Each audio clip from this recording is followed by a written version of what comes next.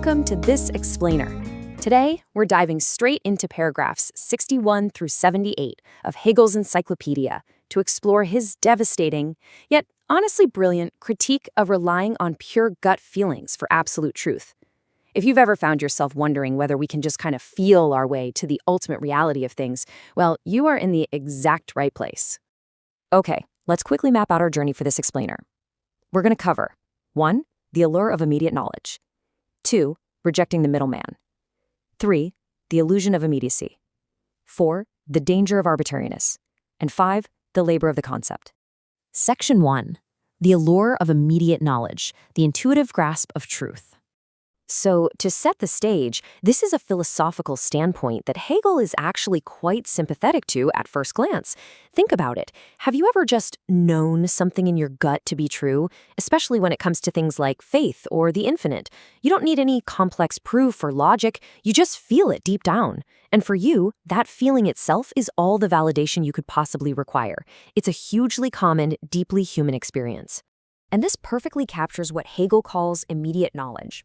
It was heavily championed by post-Kantian thinkers, most notably folks like Friedrich Heinrich Jacobi. They firmly believed that the inner revelation of the heart is completely self-validating. For them, ultimate truth just isn't something you arrive at through some tedious mathematical formula or logical deduction. It's something that simply arrives, fully formed, right in your consciousness. Moving right along to Section 2, Rejecting the Middleman. Why explain the absolute?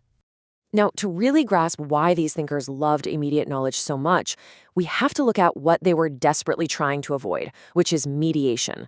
For proponents of this third position, the mechanism of mediated logic, understanding something by explaining its relationship to something else, is basically the ultimate enemy of the divine. They felt that if you try to explain God through logical steps and conditions, you completely ruin the very concept of God. This idea really captures their absolute biggest fear. If the infinite is mediated, it becomes finite. They argued with a lot of passion, actually, that if you try to explain the absolute logically, you strip away its absoluteness. You end up reducing this supreme infinite reality into just another finite conditioned object sitting on a shelf next to all your other concepts. So, their solution? You must only grasp the absolute directly. No middleman. Hegel actually draws a super fascinating comparison here to René Descartes. So Descartes famously used inner certainty, I think therefore I am, as a starting block, right? A foundation to systematically build out a whole universe of logic. But the immediate knowledge crowd, they treat that inner certainty as the finish line. They just set up camp right there and completely refuse to move beyond that initial subjective feeling. They absolutize the beginning. Which brings us to Section 3, the illusion of immediacy. Hegel's logical teardown begins. Okay, here is the knockdown. This is where Hegel systematically dismantles this seemingly perfect alibi of immediate truth. His critique is absolutely devastating, and it unfolds across 4 distinct pillars. He argues that pure immediacy is a total illusion, that it results in an empty formalism, that it justifies a really dangerous arbitrariness, and finally, that it completely misses the true nature of spirit. Let's break these down. First up, Hegel exposes the illusion of the instant. Think about a mathematician who suddenly has a eureka moment or a religious person's direct leap of faith. Hegel says, actually, that isn't immediate at all. It is always secretly built on years of prior education and deep cultural conditioning. You only get to experience that instant epiphany because your consciousness has already done the heavy background work. So pure, unmediated knowledge, for Hegel, it literally does not exist.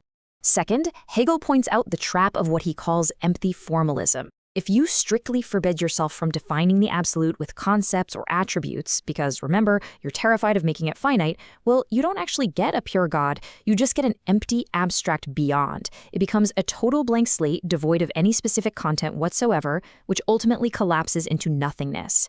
By trying to protect the absolute, you've accidentally erased it.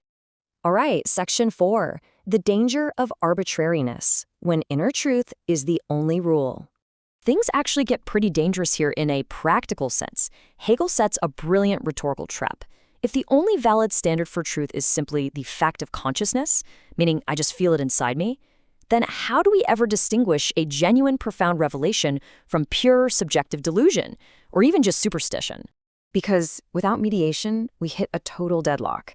Imagine person A finds absolute certainty of God in their consciousness, but then person B looks inside and finds absolute certainty of God's absence. Without the rational ground of mediation, without logical concepts to test these claims against, arbitrariness completely rules. Both claims are technically equally valid under their own system, and we're left with absolutely no standard to figure out who is actually right. And finally, Section 5, the labor of the concept, spirit as an achievement. So what is Hegel's way out? Well, he doesn't just trash the third position, he transforms it.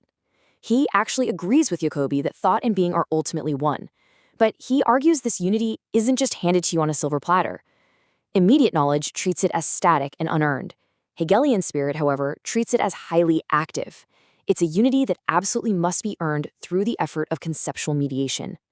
And that leads us to this absolute mic drop of an idea from Hegel. Spirit is essentially self-mediating. It becomes what it is only through the labor of the concept. True knowledge is not a starting line that you stubbornly refuse to cross. It requires difficult, active work. You have to push your ideas through contradictions, through relationships, and through logic. Only by doing that hard work does truth realize itself as concrete and self-determining.